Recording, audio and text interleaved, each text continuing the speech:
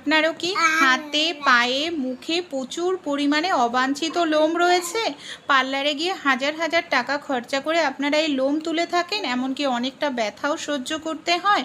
খুব সহজেই ঘরোয়া উপায়ে আমরা আমাদের শরীরের যে কোনো জায়গায় অবাঞ্ছিত লোম তুলে ফেলতে পারবো।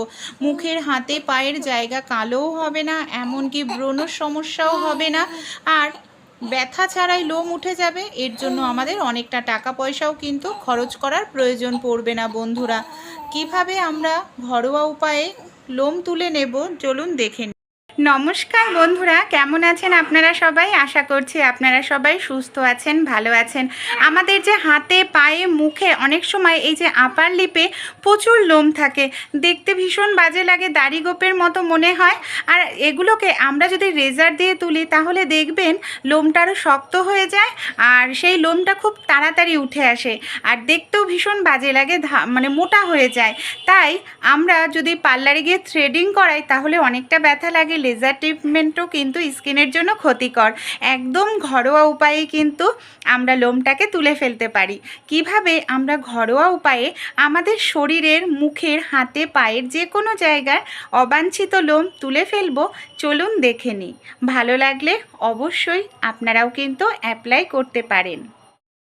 পার্লারে গিয়ে কিন্তু এখন আর আমাদের শরীরের অতিরিক্ত যে অবাঞ্ছিত লোম আছে সেগুলো তুলতে হবে না। ঘরে থাকা, রান্নাঘরে থাকায় যে সবজি আমরা খেয়ে থাকি, এই সবজির মধ্যে এমন কিছু উপাদান থাকে, পিচ্ছিল পদার্থ থাকে, যেটা আমাদের অবাঞ্ছিত লোমকে খুব সহজেই তুলতে সাহায্য করে। আর ত্বকের জন্য ভীষণ ভালো ফিটকিরি। আমরা কিভাবে অবাঞ্ছিত লোমকে তুলে ফেলতে পারি তারই একটি টিপস আপনাদের সঙ্গে শেয়ার করব। এখানে আমি নিয়ে নিয়েছি ভেন্ডি। কম বেশি আমরা প্রত্যেকেই কিন্তু ভেন্ডি খেয়ে থাকি, আর ভেন্ডির মধ্যে যে একটি বিজল পিচ্ছিল পদার্থ আছে এটা আমরা প্রত্যেকেই জানি। সবার প্রথমে কি করব, যে ভেন্ডি নিয়েছি সেই ভেন্ডির এই যে বোটাটাকে আমি এইভাবে কেটে দেখুন আলাদা করে নিচ্ছি। বোটাটাকে এখানে আমাদের আলাদা করে নিতে হবে। তারপর আমরা কি করব, এখানে আমি নিয়ে নিয়েছি একটি গ্রেটারের সাহায্যে দেখুন ভেন্ডিটাকে এইভাবে আমি গ্রেট করছি। আর এইভাবে যদি আমরা গ্রেট করি একদম ঝিরিঝিরি হয়ে যাবে। তাহলে কি হবে, ভেন্ডির মধ্যে থাকা যে পিচ্ছিল পদার্থটা সেটা কিন্তু খুব সহজেই বের হবে। তাই এইভাবে আমাদের একটু খুব ভালো করে ভেন্ডিটাকে গ্রেট করেই নিতে হবে।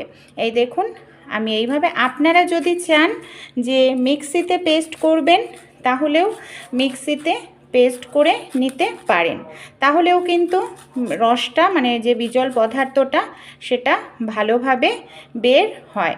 এই দেখুন আমি এখানে দুটো ভেন্ডি খুব ভালো করে এইভাবে গ্রেট করে নিয়ে নিয়েছি। এবার কি করব, এই যে গ্রেট করে নেওয়া ভেন্ডিটাকে আমি একটি পাত্র নিয়ে নিয়েছি। পাত্রের মধ্যে এবার নিয়ে নিচ্ছি। দেখুন পুরোটা ভেন্ডি এখানে আমি নিয়ে নিলাম। ভেন্ডির সঙ্গে আরও কিছু জিনিস আমাদের দিতে হবে। এখানে দেখুন আমি নিয়ে নিয়েছি বেশ কিছুটা পরিমাণ গুড়। এখানে যে গুড়ই নিতে হবে এমন কিন্তু কথা নেই, গুড়ের পরিবর্তে আপনারা চিনিও ব্যবহার করতে পারেন। কিন্তু গুড়টা দিলে কি হয়, যে গুড়ে দেখবেন আঠালো পদার্থ থাকে, সেটা আমাদের লোমটা তুলতেও ভীষণ সাহায্য করে। হয় গুড় নেবেন, নয় এখানে আপনারা চিনির ব্যবহার করবেন। এবার দেখুন এর মধ্যে আরেকটি জিনিস নিতে হবে।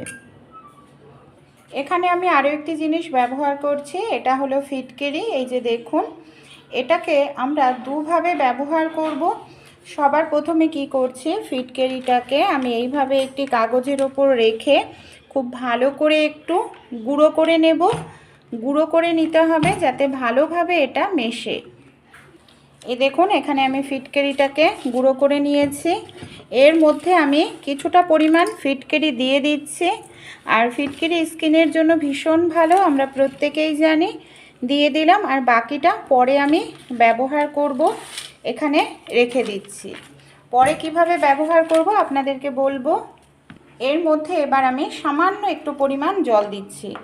জলের পরিমাণটা কিন্তু বেশি দেওয়া যাবে না, তাই সামান্য পরিমাণ জল দিতে হবে। জল দিয়ে খুব ভালো করে এটাকে মিশিয়ে নিতে হবে। দেখুন এইভাবে এখানে দেখুন গ্যাসটাকে আমি অন করে নিয়েছি। এবার আমি পাত্রটাকে বসিয়ে দিলাম।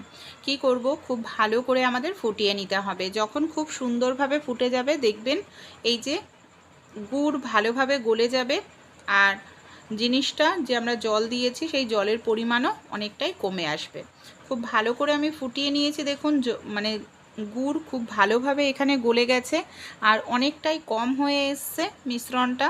একদম ঘন পিচ্ছিল একটি পদার্থ জেলির মতো তৈরি হয়ে গেছে। আমরা এখন কি করব, গ্যাসটাকে বন্ধ করে দেব আর এটাকে আমরা ভালো করে একটু ঠান্ডা করে নেব। এটাকে আমাদের ঠান্ডা করে নিতে হবে। তারপর কিভাবে ব্যবহার করব চলুন তাহলে দেখে নিই। ভালোভাবে যখন ঠান্ডা হয়ে যাবে তখন আমাদের কি করতে হবে, এটাকে ছেঁকে নিতে লাগবে। এখানে দেখুন আমি একটি ছাঁকনি নিয়ে নিয়েছি। ছাঁকনির সাহায্যে আমি এটাকে ছেঁকে নিচ্ছি। ছেঁকে আমাদের শুধু এখানে রসটাকে নিতে হবে। এইভাবে আমি ছাঁকনির সাহায্যে চেপে চেপে দেখুন শুধু এখানে রসটাকে বের করে নিচ্ছি। শুধু এখানে আমাদের রসটাই প্রয়োজন, আর কোনো কিছু লাগবে না। এইভাবে চেপে আমি ছাঁকনি দিয়ে রসটাকে বের করে নিচ্ছি। এর সঙ্গে আরও কিছু জিনিস আমাদের এখানে মেশাতে হবে।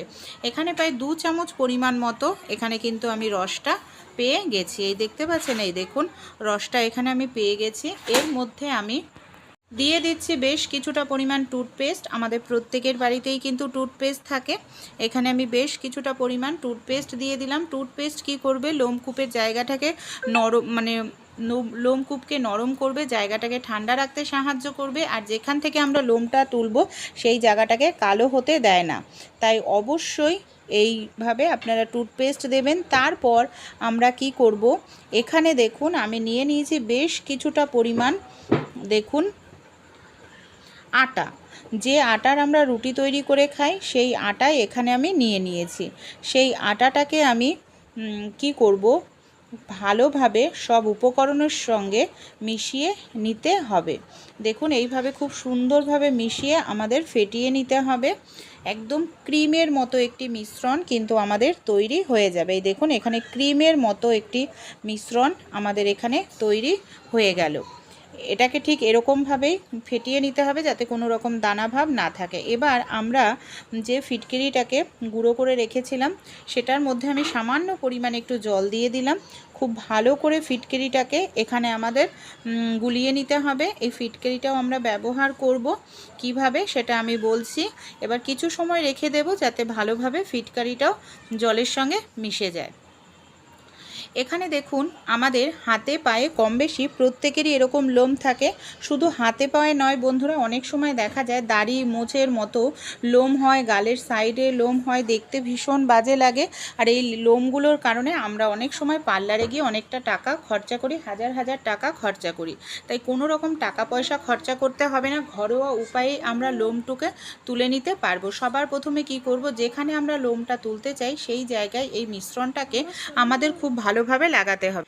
এটা লাগানোর পর আমাদের কিছু সময়ের জন্য অপেক্ষা কিন্তু অবশ্যই করতে হবে, কারণ যেহেতু এটা প্রাকৃতিক জিনিস আর যে কোনো আমরা প্রাকৃতিক জিনিস ব্যবহার করি সেটা কিন্তু কিছু সময় আমাদের লাগিয়ে রাখতে লাগে।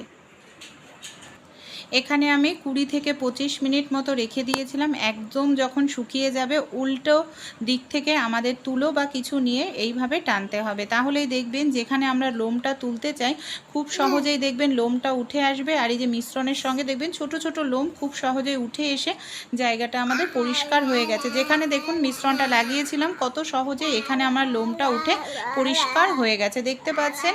আর জায়গাটাও কতটা সুন্দর একদম স্মুথ হয়ে গেছে। ভালো লাগলে টিপসটি অবশ্যই আপনারাও কিন্তু ট্রাই করে দেখবেন। এরপর যেখানে আমরা লোমটা তুলেছি সেই জায়গায় আমাদের একটুখানি ওই ফিটকারির জলটা লাগিয়ে নিতে হবে, তাহলে কোনো রকম র্যাশ উঠবে না, এমনকি জায়গাটা আমাদের কালোও কিন্তু হবে না। দেখুন এইভাবে আলতো করে লাগাবেন। তাহলে বন্ধুরা ভিডিওটি কেমন লাগলো অবশ্যই কমেন্ট করে জানাবেন। আগে আপনারা নিজেরা অ্যাপ্লাই করবেন, কেমন রেজাল্ট পেলেন তারপর আপনাদের ফলাফল জানাতে ভুলবেন না। ভালো লাগলে অবশ্যই বন্ধু বান্ধবদের সঙ্গে কিন্তু ভিডিওটি শেয়ার করতে ভুলবেন না।